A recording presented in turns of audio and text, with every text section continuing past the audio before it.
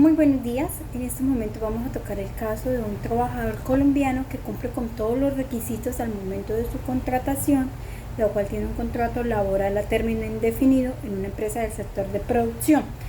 Él cuenta con todos los temas de seguridad social, todas las afiliaciones a salud, pensión y la ARL correspondiente, pero en el desarrollo de su contrato de trabajo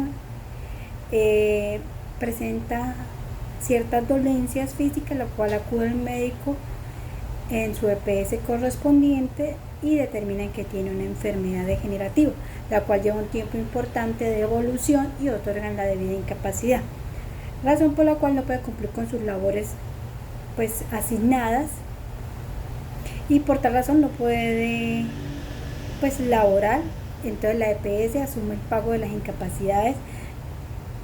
teniendo en cuenta que el empleador no desea continuar la relación laboral con dicho trabajador, así que gestiona con la Oficina de Gestión Humana realizar el despido del trabajador, señalando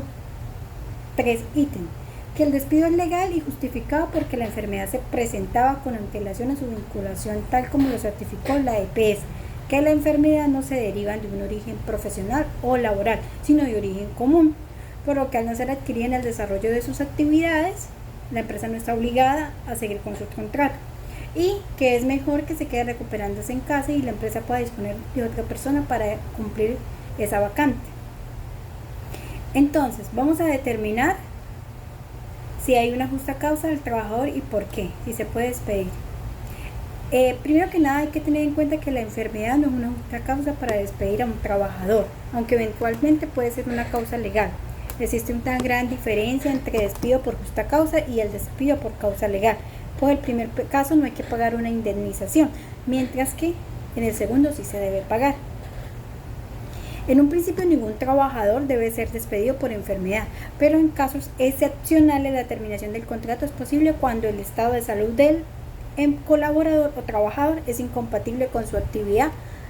laboral. En consecuencia, si un trabajador a causa de su enfermedad no puede desarrollar ninguna actividad, no queda otra alternativa que la desvinculación del trabajador, pero cumpliendo con ciertos requisitos. Esta causa está contenida en el artículo 62 del Código Sustantivo de Trabajo, que una enfermedad contagiosa o crónica del trabajador que no tenga carácter profesional, así como cualquier otra enfermedad o lesión que lo incapacite para su trabajo, cuya curación no haya sido posible durante el 180 días.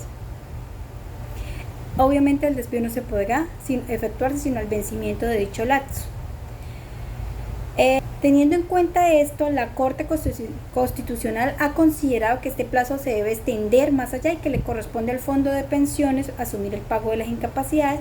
y es decir, 540 días más, previo concepto favorable de la EPS. En consecuencia, no es posible despedir al trabajador en el día 181, como anteriormente se realizaba, de la evolución de la enfermedad. Y también, antes de despedir a un trabajador, es necesario primero reubicarlo a un cargo que se adapte a sus condiciones de salud, es decir, que si la recuperación del trabajador luego de 180 días de incapacidad o de los días que sea es apenas parcial, es deber del empleador ofrecerle un cargo que se adapte a su capacidad laboral antes de contemplar un despido. Ya, debido al caso de que no se puede hacer, se debe pedir autorización al Ministerio de Trabajo para despedir a un trabajador enfermo o con discapacidad. Si bien la norma no contempla tal procedimiento, la Corte Constitucional ha dispuesto que así debe de ser. En consecuencia, al empleador debe pedir un permiso para realizar tal gestión. Ese permiso se debe solicitar si el trabajador va a ser despedido en razón a su enfermedad, y para ello debe probar que se siguió con el procedimiento de recuperación médica y no fue posible que haya una recuperación parcial. Debe demostrarse que no puede reubicar al trabajador. La ley considera una serie de causas o faltas por las que el trabajador puede ser despedido por justa causa, pero si el trabajador no ha ocurrido en ninguna de ellas y aún así es despedido, el despido se considera injusto porque no hay una justa causa para realizar tal despido. Y cuando el despido es por una causa distinta a las que la ley del contrato de trabajo, reglamento de convención colectiva consideran justas, es decir, lo que está contemplado en el contrato laboral del trabajador y en el reglamento interno o la ley establece en el Código Sustantivo del Trabajo. Un despido ilegal es cuando el trabajador es despedido sin que el empleador surta el procedimiento que la ley ha fijado por ello. En el caso del trabajador enfermo, que pues los tiempos de incapacidad, la reubicación y, si no es posible el caso, la solicitud de pedir el permiso al Ministerio de Trabajo. Cuando este trabajador ha sido despedido ilegalmente, la consecuencia de ello es la obligación del empleador de reintegrarlo y pagar todos los salarios y demás conceptos dejados de percibir por el trabajador en consecuencia del despido, conceptos como las prestaciones sociales y la seguridad social durante todo el lapso de tiempo. En el despido ilegal no puede haber indemnización, por despido injusto, porque el trabajador termina reintegrado, y al ser reintegrado no hay despido. Por ello el empleador se ve obligado a pagar todo lo correspondiente. En el caso de que un empleador pagó una indemnización por despido injusto y el juez ordena el reintegro del trabajador con el pago de salarios y demás conceptos laborales, lo que el empleador pagó por indemnización se debe descontar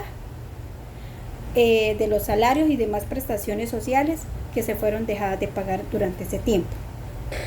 Se debe tener en cuenta también que hay un despido injusto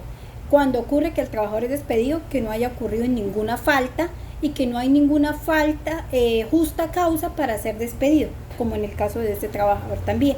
que pues fue despedido por su condición médica, más no por haber incumplido pues sus funciones. Y en este caso el pago de la respectiva indemnización. Pero si el trabajador demanda y el juez ordena su reintegro, la indemnización por despido que se ha pagado se debe descontar, como anteriormente lo estábamos tocando el tema,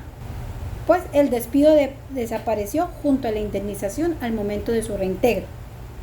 En el caso de que el trabajador no demande o demande y el juez no ordena el reintegro, entonces se pagan las dos indemnizaciones por despido injusto y despido ilegal. Muchas gracias.